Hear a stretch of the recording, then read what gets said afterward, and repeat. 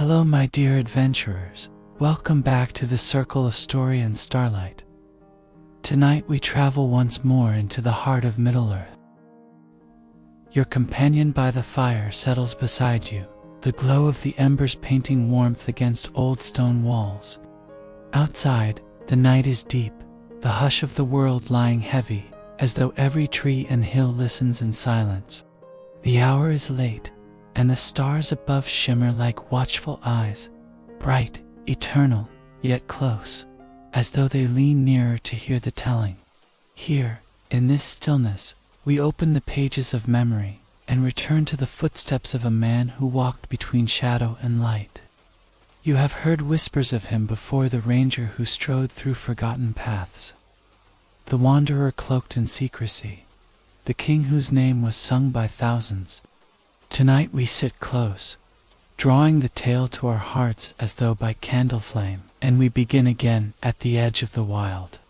This is the story of Aragorn, son of Arathorn, heir of Isildur, yet known to most in those early days only by a different name, Strider, and it is here, in the quiet places, where a few dared tread, that his journey unfolds. The fire crackles softly, each spark lifting into the dim air like a whispered memory, and Max leans closer, his voice lowered into a tone meant to soothe as much as to tell. The story he begins is not one of sudden crowns or swift victories. It is the slow unfolding of a man who carried the weight of ages on his shoulders, long before the world ever called him king. This is the tale of Aragorn, son of Arathorn, last of the Dunedain, a ranger who walked long years in shadow before stepping into light. He was born in Rivendell, hidden from eyes that would have sought his death, for his father had already fallen to Orcish arrows. From the first breath of his life, secrecy and sorrow were woven into his fate. Elrond, Lord of Rivendell, took him in, and for many years guarded his true name, letting the boy grow in peace beneath the silver trees and the eternal song of waterfalls. Aragorn's childhood was one of still beauty, learning the tongue of the elves, listening to their music, walking among halls where centuries seemed to pass as quietly as a single season. Yet beneath that peace lay a truth Elrond held back, for the boy was no ordinary child, but the heir of Isildur, last scion of a broken line. When the truth was at last revealed to him, it did not come as triumph, but as burden. Elrond gave into his keeping the shards of Narcel, the broken sword that had once cut the ring from Sauron's hand. With it came a prophecy that the sword, when reforged, would herald the return of the king. Aragorn listened, his face still, his heart stirred not with pride, but with gravity. From that moment on, he bore his destiny not as a banner to wave, but as a weight to endure. So began his life of wandering. He took to the wilds, no throne, no crown, no place to rest long, but endless roads under many names. To the people of Bree he was Strider, long-legged, wither-stained, silent in corners of taverns. To the elves he was Estel Hope, a hope hidden for long years, unseen, yet never extinguished. To his enemies he was the Dunedain, a remnant of Naminor, feared and hunted. And to the few who knew him truly, he was Aragorn, healer, tracker, leader, though never eager to show all that he was. The time had not yet come. He served in far lands, in Rohan among the horse lords, in Gondor along the borders of the east. Under false names he fought, led men, and passed on again, leaving only rumors of a commander whose wisdom and courage seemed greater than his station. He learned healing herbs. He mastered the craft of survival in forests, deserts, mountains. His was a life of exile, not bitter, not hopeless, but disciplined, marked by a patience rare among men. He knew the hour of his people's return had not yet dawned, and so he waited, unseen, until the world should need him. Max pauses, the fire sighs in the hearth, and when his voice returns it drifts more softly, as though the shadows in the room leaned forward to listen. It was in those long years of wandering that Aragorn's heart was bound. In Rivendell dwelt Arwen, daughter of Elrond, ageless, fair, untouched by the years that weighed upon men. When Aragorn beheld her beneath the birches of Imladris, he thought he looked upon Lethene of old, the greatest beauty sung of Imalays of the First Age. Love came to him then, not swiftly burning but deeply rooted, the kind of love that binds a life's course unshakably. Yet love between elf and man was never simple. Elrond knew the doom that such a choice carried, for if Arwen gave her heart, she would surrender her immortality. The light of the elves would pass from her, she would wither and fade into the fate of men. Still, though reason counseled against it, love held fast. Beneath the quiet trees, they pledged themselves a bond, sealed not by fanfare but by promise whispered in shadows. From that moment onward, Aragorn's every step bore not only his own destiny, but hers. Years deepened, the shadow lengthened.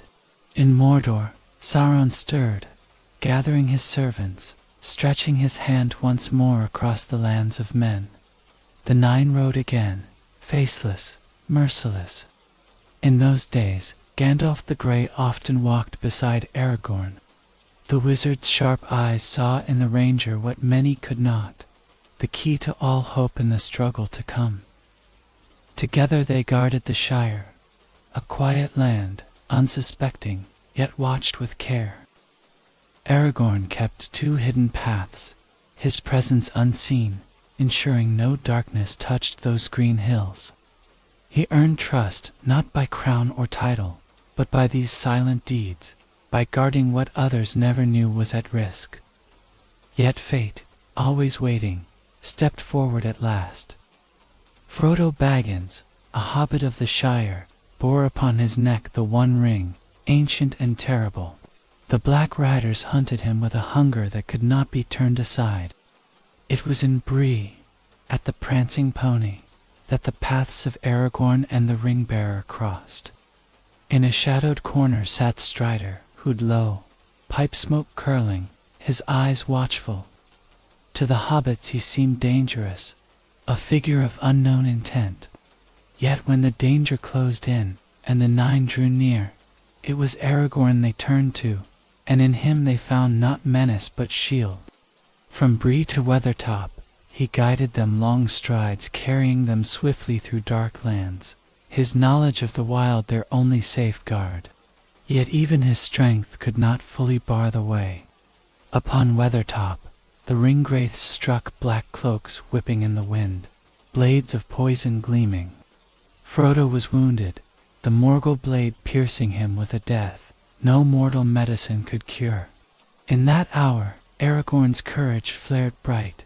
Firebrand in hand, sword flashing, he drove them back, standing against terror itself. But battle alone could not save Frodo. With steady hands, Aragorn bound the wound, using Kingsfoil Athelas to slow the creeping shadow. Then, with tireless resolve, he bore Frodo onward through the long nights, racing against death itself, striving for Rivendell, where only Elrond's healing could prevail. The journey was fraught. Every rustle in the dark, every cry of wind, a threat. Yet Aragorn did not falter. Step by step, he carried them forward, and though despair pressed heavily, his quiet endurance became their light. By the time the company reached the safety of Rivendell, the hobbits no longer looked upon Strider as a stranger in a corner. They saw in him a leader, steady, unyielding, patient. The mask of the ranger had not fallen entirely, yet through it shone the truth. Here was one destined for more than wandering roads. Here was the heir of kings. The fire snapped sharply. Max lets the sound linger, and then his words settle once more into the hush. The tale of the ranger has only begun. Aragorn's path has crossed that of the ring-bearer, and from this meeting, a fellowship will be born, upon whose shoulders rests the fate of all. The hour of secrecy fades, and the hour of open struggle approaches. Shadows gather, But in the gathering, so too does hope. The hush of Rivendell's hidden valley seemed eternal, waterfalls murmuring, leaves trembling in the breeze, halls glowing with elvish light. And yet within those walls, a council was summoned that would shape the fate of all the world. Aragorn sat silent at first, his face half-shadowed beneath the high boughs. While voices rose, dwarves spoke with fire, elves with solemnity, men with heavy doubt. And at the center of it all lay the one ring, small, golden, but carrying a darkness vast enough to swallow kingdoms. When tempers flared and pride clashed, when words became sharp as swords, it was Frodo, the smallest of all, who stood forward and declared that he would take the ring. His voice trembled, yet did not falter. Silence followed, heavy as stone. And then, one by one, others pledged themselves to his side. Gandalf first, for his wisdom had already guided this path. Then Sam, unshakable in loyalty. Merry and Pippin, unwilling to be left behind. Gimli, son of Gloin, his axe sworn against the dark. Legolas of the woodland realm, keen-eyed and swift. Boromir of Gondor, strong yet troubled. And finally Aragorn, who stepped from the shadows, his voice firm, his gaze steady. If by my life or death I can protect you, I will. You have my sword. Thus the Fellowship of the Ring was formed, 9 companions against the 9 riders, a company bound not by might alone, but by a shared resolve. The days that followed were filled with long marches through winter-bitten lands. The hobbits struggled, yet the presence of Aragorn steadied them. He carried no crown, he made no speeches, but in his quiet manner of walking beside them, teaching them the lay of the land, guiding them with care, he became the unseen heart of the fellowship. He knew the wild, the secret paths, the scent of storm, the signs of danger, and where others might despair at cold winds and barren mountains. Aragorn endured, drawing the company forward. At Caradhras, when snow fell heavy, and the mountain itself seemed to resist their passage, Aragorn bore the weight without complaint. He broke paths through drifts, lent his strength where others faltered, and when Boromir carried hobbits through the storm, Aragorn matched him step for step, their rivalry tempered by necessity. Yet still the mountain denied them, and so it was Gandalf who turned their course away from the white peaks and toward the dark gate of Moria. The mines black, echoing, filled with silence, too deep to be natural, tested them all. Aragorn's hand never strayed far from the hilt of his sword. His eyes swept every shadow, his ears caught every sound. In those endless halls of stone he walked alert, for he knew well that danger slept there, and would not sleep forever. His care was not misplaced. From the dark came first skittering claws and gleaming eyes. The orcs poured forth, savage and unnumbered. The fellowship fought as one, steel clashing, arrows flying, axes biting. Aragorn moved swift and fierce, every strike made to shield those behind him. He was no stranger to such battles, yet even he knew this was but the beginning. Then came the greater terror, a roar that shook the very stone, a heat that blasted the air. From the depths strode the Balrog, flame and shadow entwined, older than memory. No mortal strength could match such a foe. Gandalf alone stood to bar the way, his staff raised, his voice thunderous, "You cannot pass." Aragorn drew his blade to stand with him, but Gandalf held him back. This was not his fight, and so the company fled, torn between fear and unwillingness to leave their guide. Across the bridge of Khazad-dûm they ran, the Balrog's fire chasing. With one last cry, Gandalf broke the bridge and cast the demon into the chasm, yet in falling, it dragged him to the loss, struck like a wound. The fellowship stumbled from the doors of Moria into sunlight, yet no light seemed to reach them. Grief weighed heavy, but even in grief, Aragorn rose. His voice steadied them, urging them forward, reminding them that though Gandalf was gone, the quest remained. He did not weep openly. He did not falter, for he knew that now the burden of leadership rested upon him. Quietly he gathered them, and they moved on toward Lothlorien. There, beneath golden boughs, they found brief solace. Galadriel looked upon Aragorn with eyes that seemed to pierce the very marrow of his being. She spoke to him of choice, of hope, of the path he must walk. She saw the struggle in him, the pull between the ranger content with shadow and the king destiny demanded. Yet she did not command, she only reminded him that his choices would shape more than his own fate. Aragorn received from her no crown, no weapon, but something more subtle, the quiet certainty that his path was not yet done. From Lorien they pressed on, sailing the Anduin, but even rivers carry danger. At Amon Hen, the company's unity was tested to breaking. Boromir, torn by the temptation of the ring, sought to take it from Frodo. Aragorn found him amidst the ruin, saw the desperation in his eyes, and in that moment, pity joined sorrow. Yet before reconciliation could be fully won, orc horns sounded. The enemy descended, fierce and countless. Aragorn fought with unrelenting fury, his blade rising and falling, cutting a path through foes that surged like a black tide. It was too late to save Boromir. Arrows pierced him, many arrows, yet still he fought, still he shielded the hobbits until strength left him. Aragorn knelt beside him in his last moments. Boromir's voice faltered, yet his words carried weight. "I would have followed you, my brother, my captain, my king."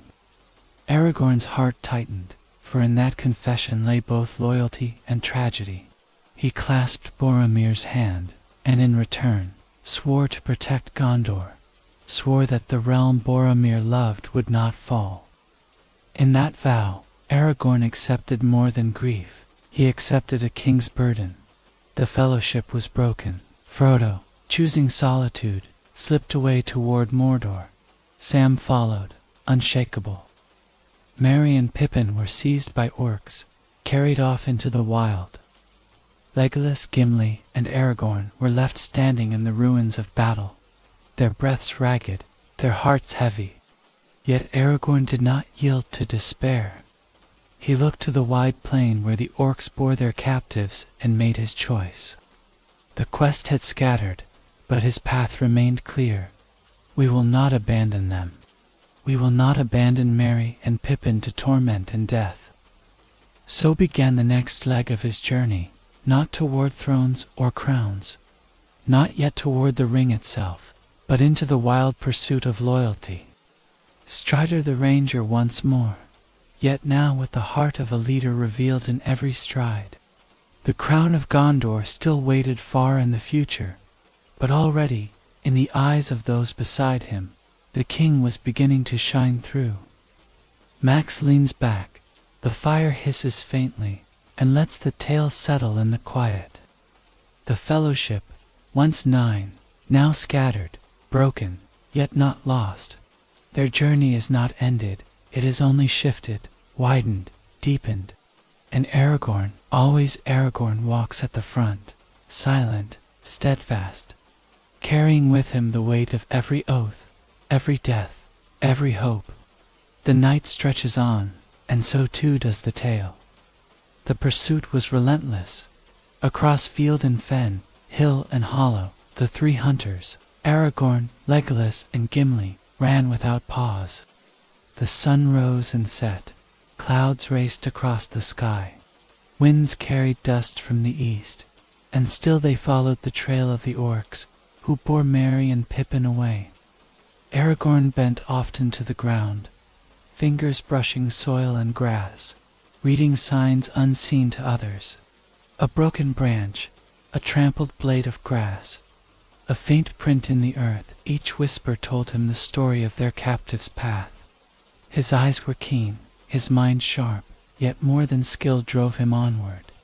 It was loyalty, the vow he had spoken over Boromir's body, that no companion would be forsaken. Gimli's breath came heavy, his boots pounding the earth, yet he never faltered. Legolas glided over the ground like a shadow, tireless, watchful. Together they moved as one, bound not by oath but by fellowship. They spoke little, 4 words would only slow them, yet in their silence grew a bond as enduring as steel. Aragorn, though weary, never showed weakness.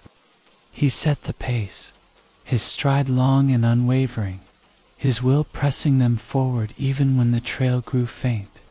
Days passed long, aching days beneath the wide sky, until at last their pursuit brought them into the realm of Rohan. Green fields rolled beneath the wind, tall grasses swaying, horses running free in the distance. Yet the land was not at peace. Smoke rose on the horizon.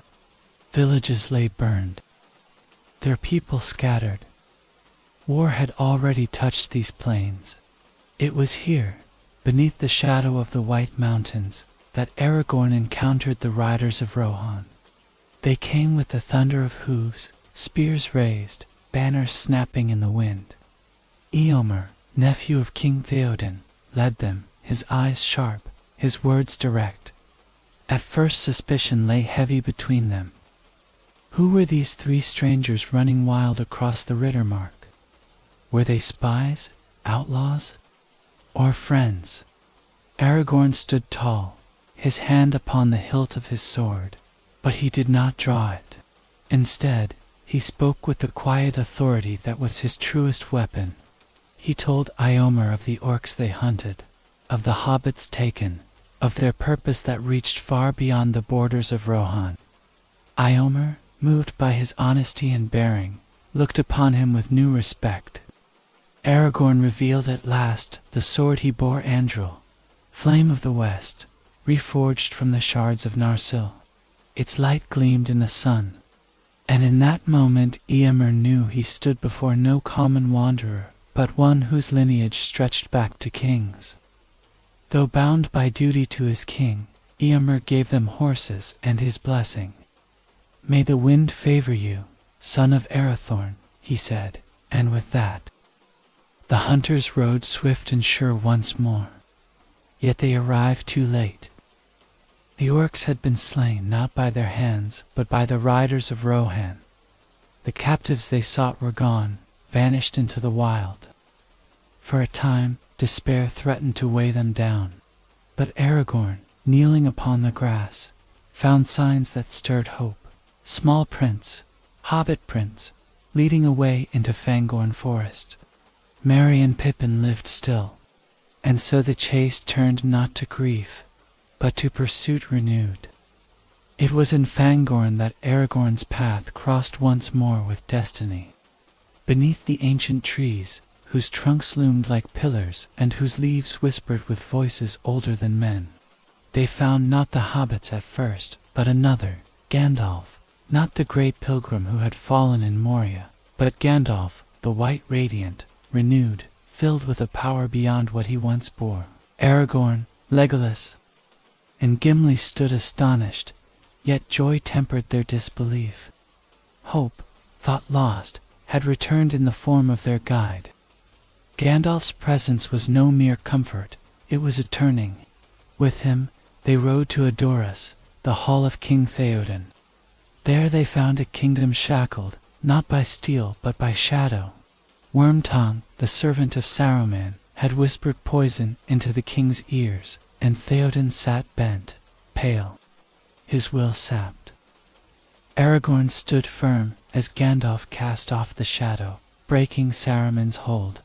Slowly, like a dawn breaking through fog, Theoden's strength returned. The king rose, grasped his sword once more, and the riders of Rohan found their lord renewed.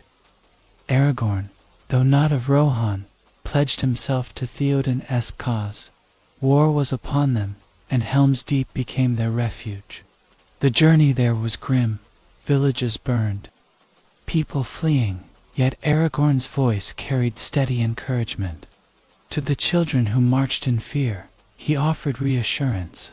To the weary, he offered strength. Even among strangers, His presence carried a quiet authority that drew them toward courage. When the night of Helm's Deep came, it was fury and storm. Rain lashed against stone, thunder rolled across the sky, and the horns of Isengard's host blared from the darkness. 10,000 strong they came, orcs and wild men, endless as a tide. Upon the walls Aragorn moved ceaselessly, sword flashing, voice rising above the din, rallying those who faltered, steadying the line where it broke. Beside him fought Legolas, swift as wind, Gimli fierce as stone, and Theoden, his kingly spirit rekindled. At times the defense seemed hopeless. The wall shook beneath blasts of fire. Ladders rose like teeth. Foes swarmed in countless waves. Yet where despair whispered, Aragorn defied it. At one point, thrown down into the storm by a blast, he staggered back to his feet and returned to the fight, drenched in blood and rain, yet unyielding. To the men who saw him, battered yet unbroken, he seemed more than a warrior. He seemed a symbol. Dawn came at last, and with it, salvation. Gandalf, as promised, returned with Eomer and the riders. They swept down upon the enemy, scattering the dark tide, breaking Saruman's host against the walls of the deep. Victory was won, though at great cost. Among the fallen lay many brave men, yet their sacrifice was not in vain. Rohan still stood. In the quiet that followed, Aragorn stood upon the battlements, the light of dawn washing over him. His gaze was steady, yet his thoughts heavy. Helm's Deep had been saved, but the war was only beginning. Sauron's gaze was ever upon Gondor, and Aragorn knew that his own path would soon lead there. Still, in that moment, he allowed himself the smallest breath of relief. They had endured. They had not yielded. Hope, fragile though it was, still lived. And so the tale wound on, from battle to journey, from shadow to flame. Aragorn, son of Arathorn, strider no longer, but a leader revealed in every choice, walked ever closer to the fate that had awaited him all his life. Max pauses here. The fire crackles, the night deepens. The story rests for a breath, held gently, like a lantern in the dark. Yet ahead lies Gondor, and with it, the test of every oath, every step, every promise. The king's road is opening, and though Aragorn does not yet bear the crown, the weight of it already rests upon his brow. The journey from Helm's Deep did not end in peace. Instead it flowed swiftly into shadow, for war pressed on every side. Saruman, though broken at the deeping, had not yet been stripped of his malice. Aragorn, Legolas, Gimli, and Gandalf rode with King Theoden to Isengard, where the tower of Orthanc still rose dark against the sky. Yet when they arrived, they found not Saruman triumphant, but Saruman caged by his own folly. The Ents had risen, the ancient shepherds of Fangorn, and they had torn down the furnaces, flooded the pits, and shattered the works of Isengard. It was there, at the foot of Orthanc, that Aragorn beheld Saruman, proud yet broken, his voice still dangerous, his will still sharp. Though Gandalf cast him from the order and broke his staff, Aragorn saw, in that moment, the mirror of what pride unchecked could do. A great man, fallen, twisted, bound now to his tower and his spite.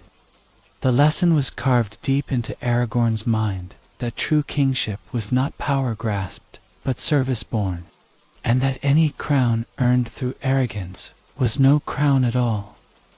Yet the shadow of Mordor loomed larger still. The eye turned fully upon Gondor, and the beacons would soon be lit. Aragorn knew the road bent always toward Minas Tirith, the White City, jewel of the West, but also the battlefield upon which Sauron's fury would break. And so, with heavy heart but steady hand, he journeyed on with his companions. On the plains of Rohan, the fellowship that remained was reunited at last with Merry and Pippin.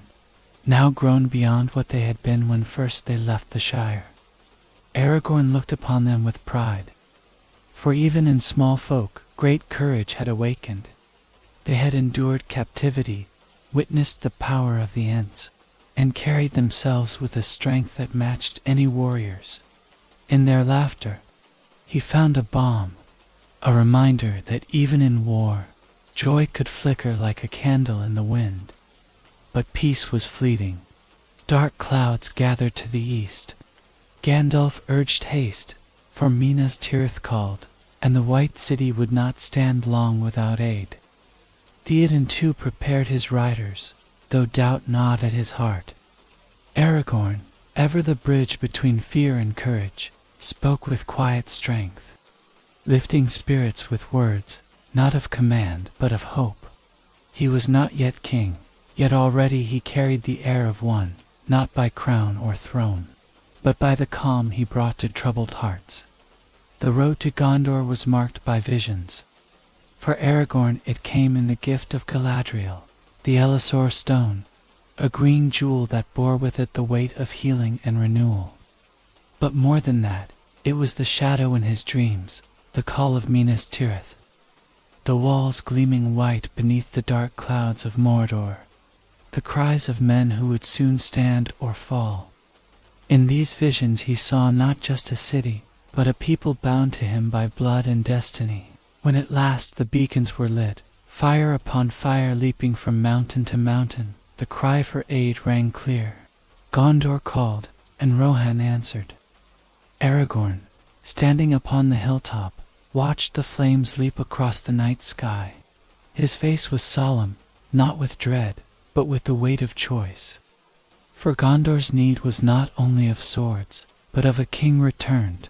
The time long delayed, the destiny long resisted, it pressed now upon him with a force that could no longer be ignored, and yet doubt still lingered. Could he claim the throne of his fathers? Could he stand where Isildur had failed? These questions haunted him even as he sharpened his blade and readied for war. It was not ambition that drove him, but fear of failing those who looked to him. Fear of repeating the weakness of old. Still, he pressed forward, for leadership is not the absence of fear, but the mastery of it. The path into Gondor did not lead straight to Minas Tirith, but first through the wild places where the dead still lingered. Elrond's sons came bearing a message from their father, and with them came a choice: to take the paths of the dead, to summon the oath, or to let Gondor fall. Aragorn did not flinch, though shadows gathered thick in that place. Though even the bravest men trembled at the thought, he knew what must be done. With Andril at his side, the sword that could command even spirits, he would walk the dark road and claim the allegiance of those bound by broken oath. Before he departed, he looked upon his companions Legolas, calm as the forest, Gimli gruff but unyielding, and the men of Rohan who watched with doubt in their eyes. To them he offered no boasts, no promises, only resolve. I do not fear the shadows, he said, for they are bound to me, and I to them. By this path Gondor shall be saved. His words carried like iron, steadying those who heard them. Even the doubtful felt a stir of faith, and so he entered the paths of the dead. The air was cold, the silence heavy, the weight of centuries pressing down upon stone. The torches burned dim, and every footstep echoed like a drumbeat of fate. Legolas moved as though at home, his elven senses keen, while Gimli muttered of ill fortune yet marched on without falter. Aragorn walked at the front, Andril gleaming faintly, a beacon even in that place of shadows. When at last the dead appeared, drifting like mist, pale and silent, their eyes hollow yet burning with ancient unrest, Aragorn did not falter. He lifted his sword, the reforged blade that once cut the hand from Sauron himself, and spoke with the voice not of a ranger, but of a king. He called upon their oath, broken long ago, and commanded them to fulfill it. For a moment the shadows swirled, as if mocking him, yet his gaze did not waver.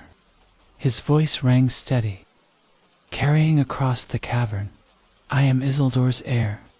Fight with me, and be free." Silence followed, then the wind shifted, and the weight of ages seemed to bend. The dead bowed not with joy, but with grim necessity, and their power bound itself to his. Aragorn turned then, his face grave, and knew that Gondor's fate now lay in his hands, with the army of the dead.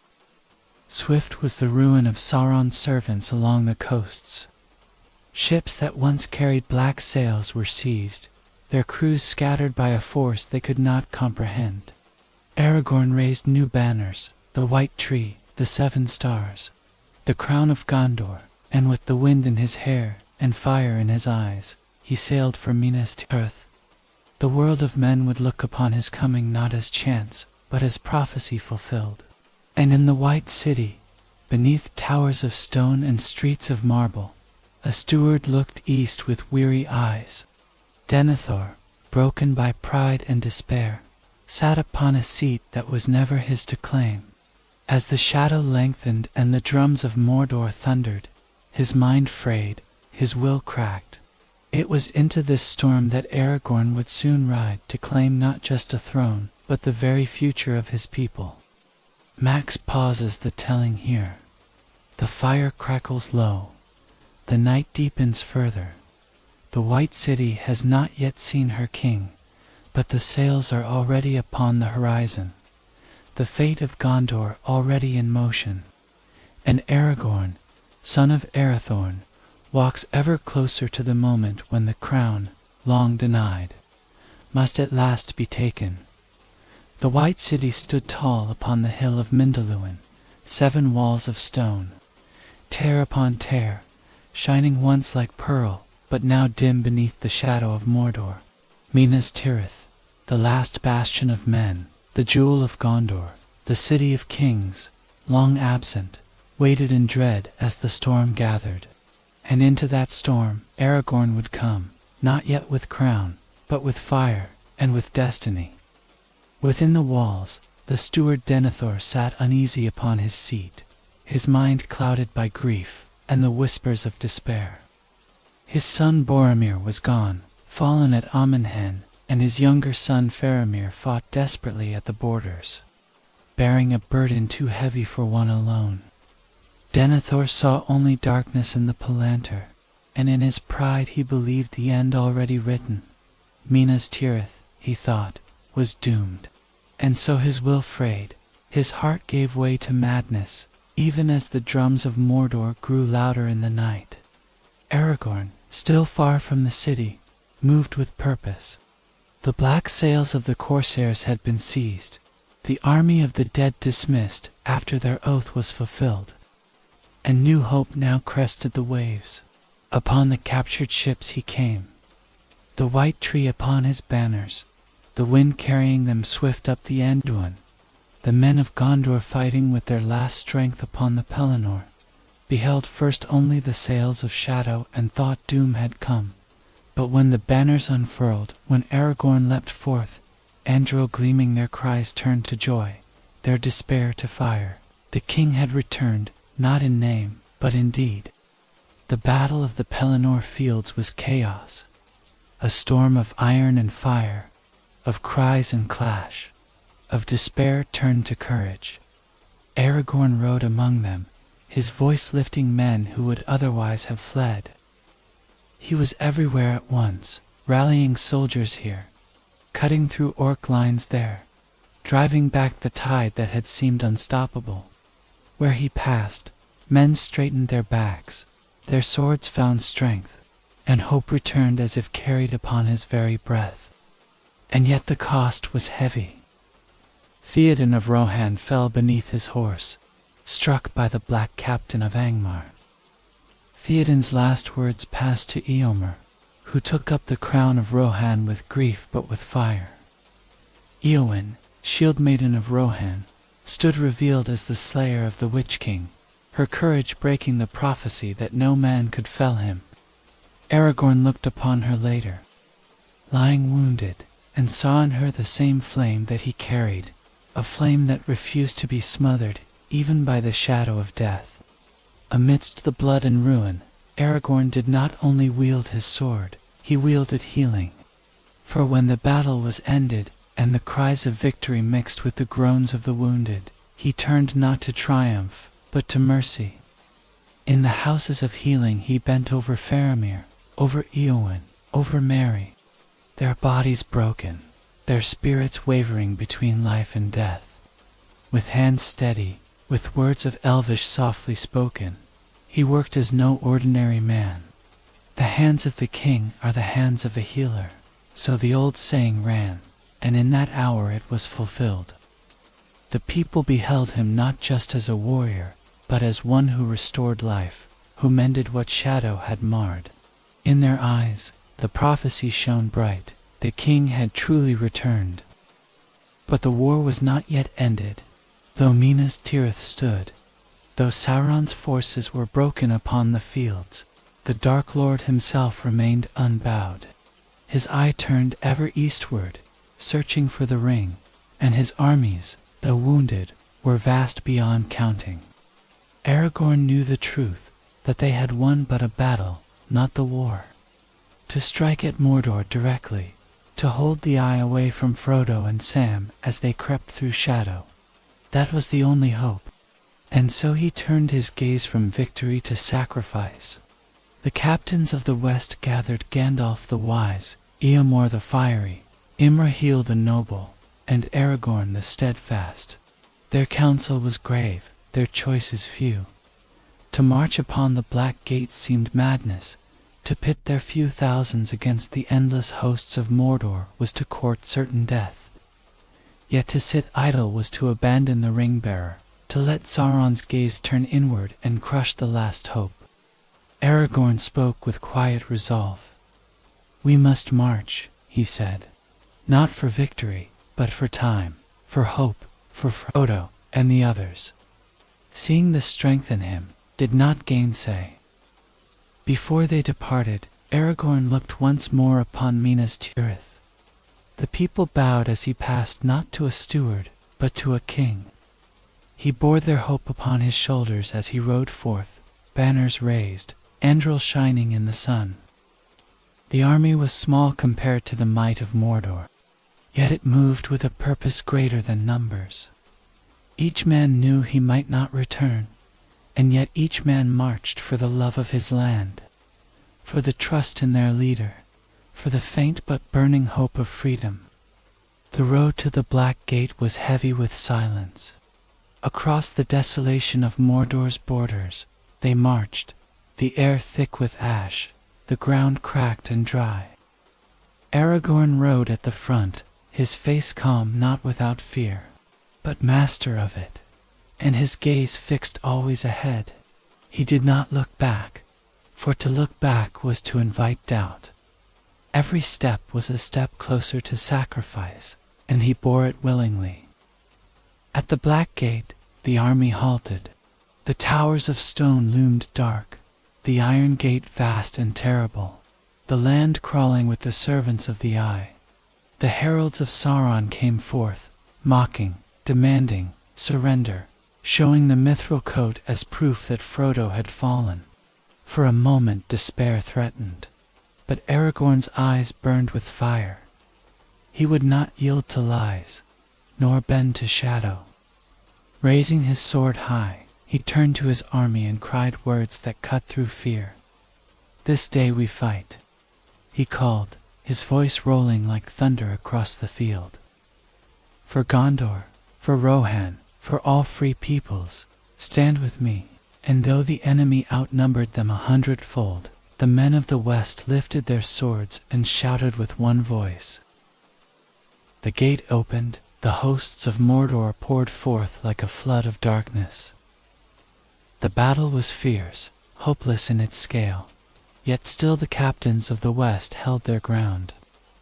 Aragorn fought at the front, Andril blazing, his every strike like lightning in the storm. He did not fight for victory, he fought to hold the Eye, to buy the precious moments that Frodo and Sam needed. His courage was not in the hope of triumph, but in the certainty of sacrifice. And then, when all seemed lost, when the shadow pressed close, and the world seemed on the brink of ruin, the world shifted.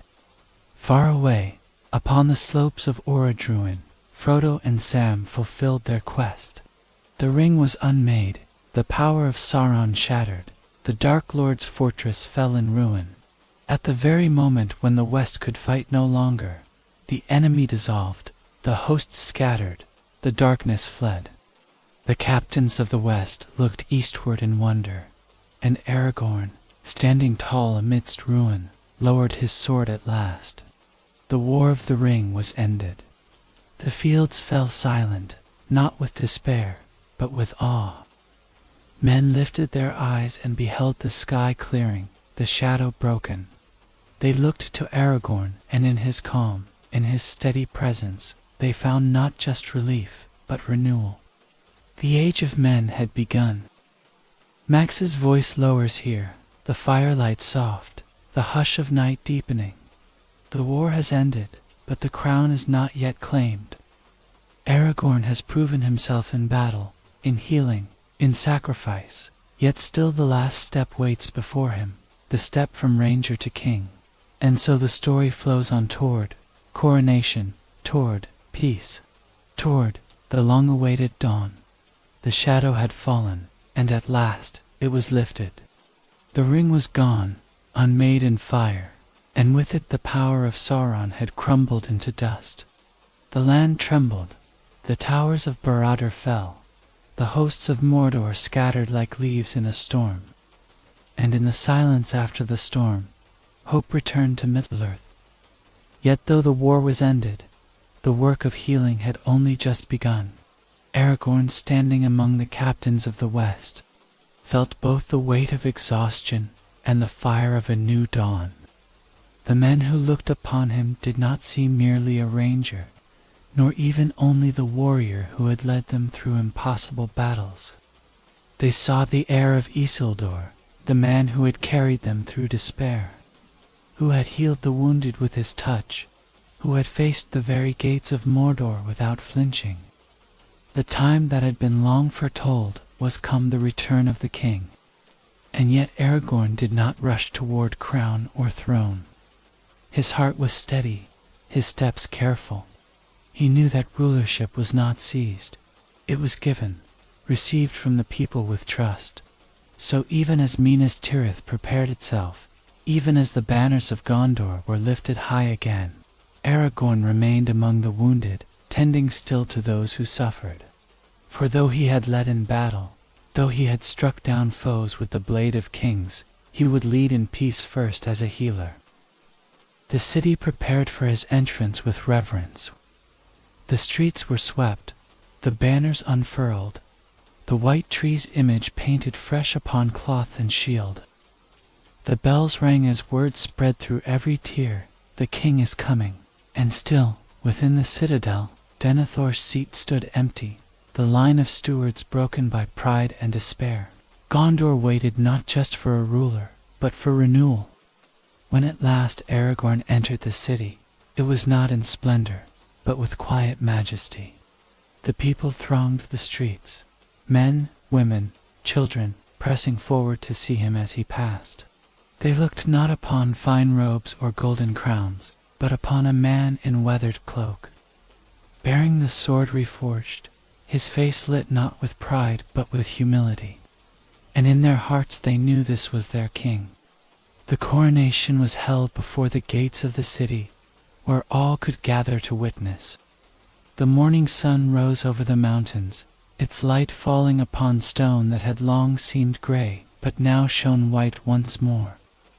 The people filled the fields beyond the walls, their voices hushed, their eyes fixed upon the steps where Aragorn stood. It was Gandalf who placed the crown upon him, the crown of Gondor, ancient and heavy, wrought of silver and steel, bearing wings upon its sides. The wizard's voice carried clear as he spoke. Now come the days of the king, and may they be blessed while the thrones of the valor endure. and he set the crown upon Aragorn's brow. In that moment, a great cry rose from the people, a sound like thunder, like the rush of wind through leaves, like the sea upon the shore. Ilisar, Ilisar, they called, the name that had been given to him long ago, the Elfstone, the one who brings renewal. And Aragorn, now King Elisar, looked upon his people and lifted his hand, not in command, but in blessing. He spoke then, his voice steady, carrying to all. He did not speak of conquest or glory, but of peace, of the duty of a king not to rule with pride, but to serve with justice and mercy. He promised to heal what was broken, to renew what had been lost, to guard not only Gondor, but all free peoples. And the hearts of those who heard him swelled, for they knew the truth in his words. Beside him stood his companions, Gandalf, the grey now white-robed and wise, Eomer, newly crowned king of Rohan, Prince Imrahil of Dol Amroth, and the hobbits who had walked with him through every shadow. Small they seemed beside the tall men of the city, yet their presence spoke louder than any herald's cry. For the king who honored hobbits, who bowed before them as friends, was a king who would honor all. And then came the moment long awaited, foretold in song and dream. Arwen Undamiel, daughter of Elrond, arrived in Gondor. She came robed in silver and blue, her beauty a light that stilled all voices, her eyes fixed upon Aragorn. Long had she chosen this path to bind her fate to his, to forsake the immortality of her people for the love of one man. And now beneath the White Tower, before all Gondor, they were wed. The city rejoiced, bells ringing, songs rising, laughter and tears mingling as people embraced. For in the union of Aragorn and Arwen was more than love, it was the joining of two worlds. The bridge between elves and men, the promise that hope would endure, not for a season, but for an age. The white city shone brighter than it had in centuries, not from its stone, but from the hearts of those within it.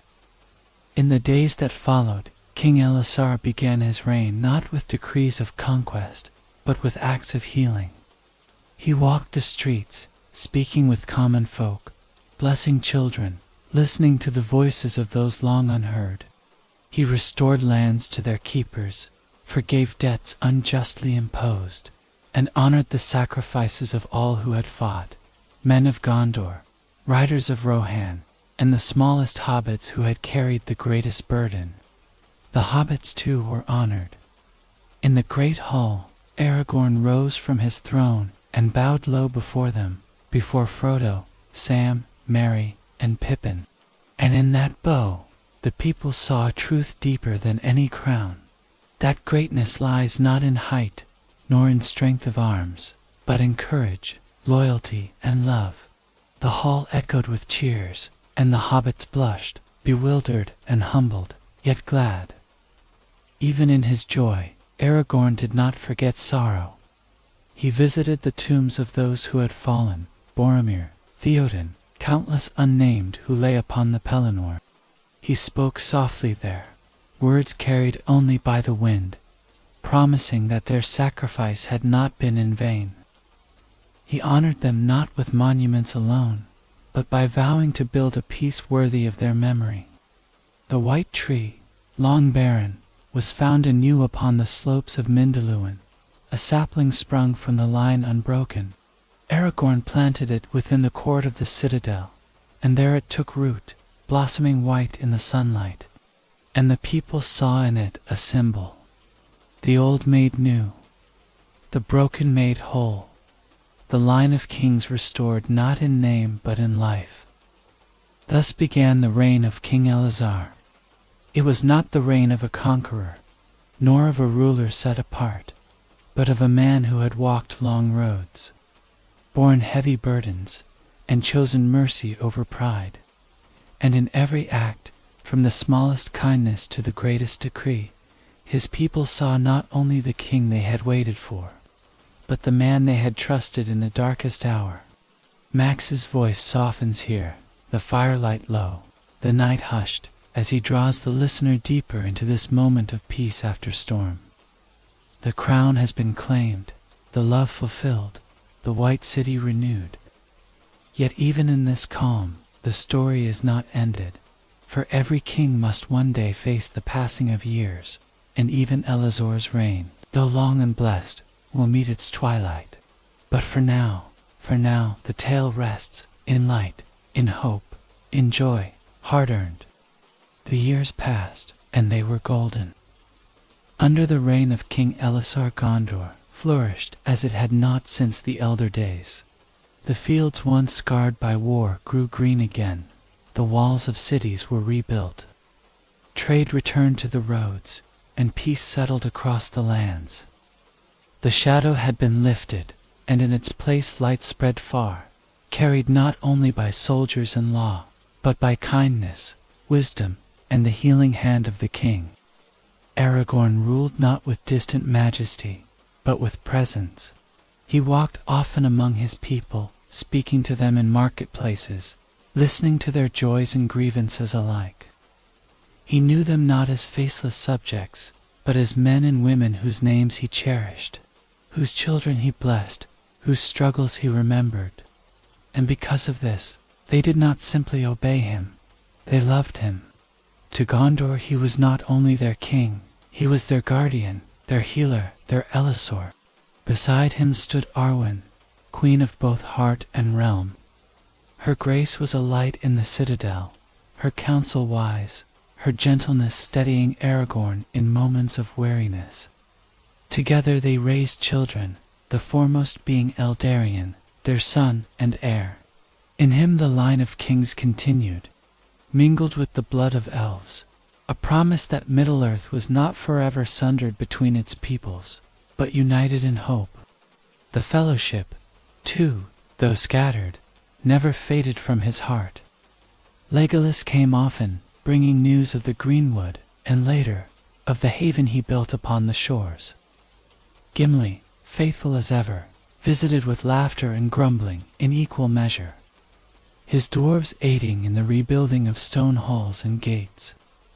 Together, elf and dwarf remained close to Aragorn, their friendship unbroken by years. Merry and Pippin found honor in Gondor, captains among men, their cheer brightening even the most solemn councils. And Samwise, though his path led him back to the Shire as mayor, was always remembered by Aragorn, honored in song, cherished in memory, held as one of the truest of friends. Frodo's absence weighed heavier, for the ring-bearer's wounds had carried him beyond the sea. Yet Aragorn never spoke of him with sorrow alone, but with reverence, as of one who bore a burden no king could match. The decades stretched into long years, and still King Elazar remained strong. His hair silvered, his beard grew long, yet his eyes shone clear, lit with wisdom and tempered by mercy. His reign was long and blessed 120 years and more.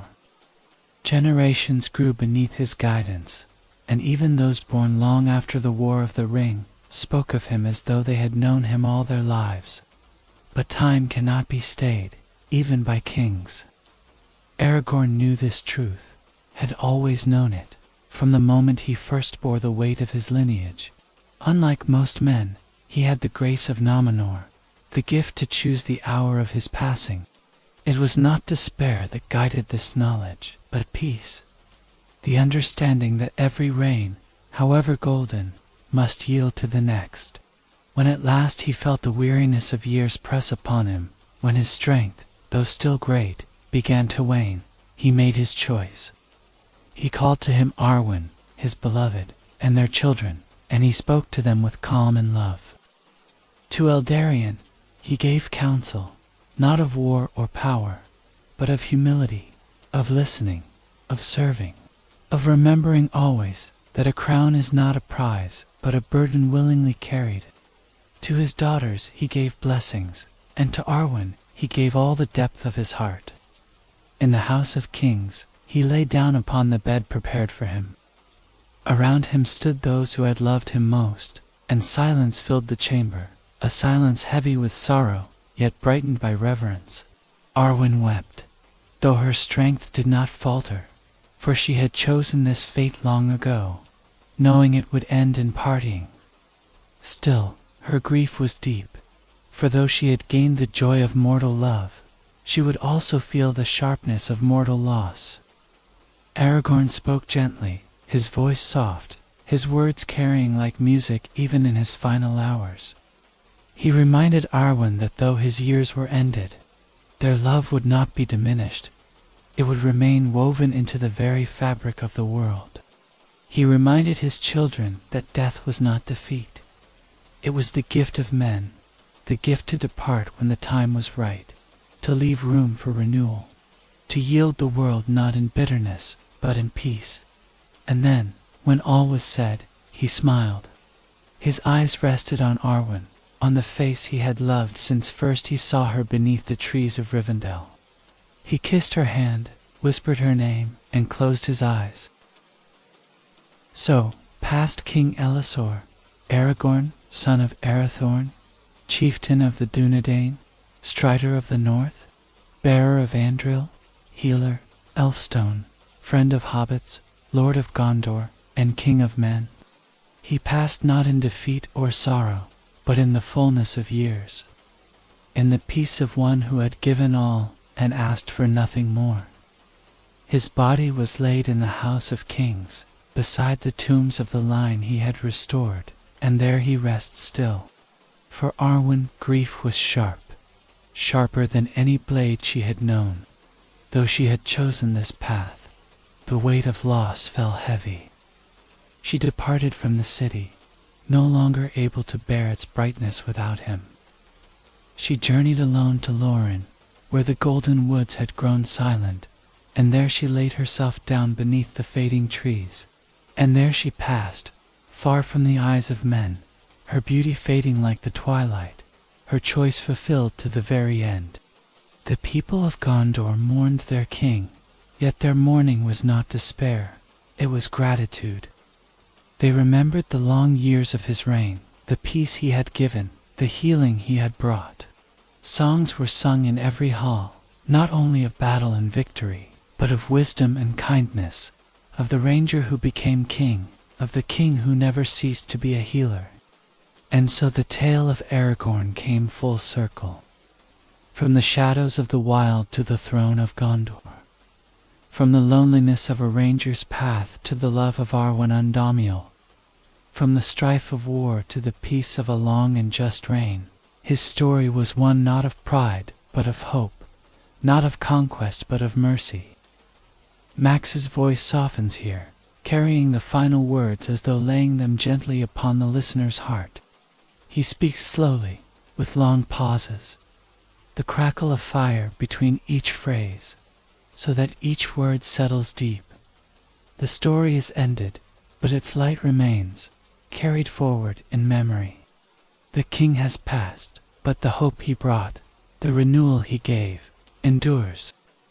And as long as men remember, as long as songs are sung, Aragorn Elisor lives still, not only in stone or crown, but in every act of courage, every choice of mercy, every step taken with faith in the face of shadow. Thus ends the tale of Strider, of Elazar, of the man who was king,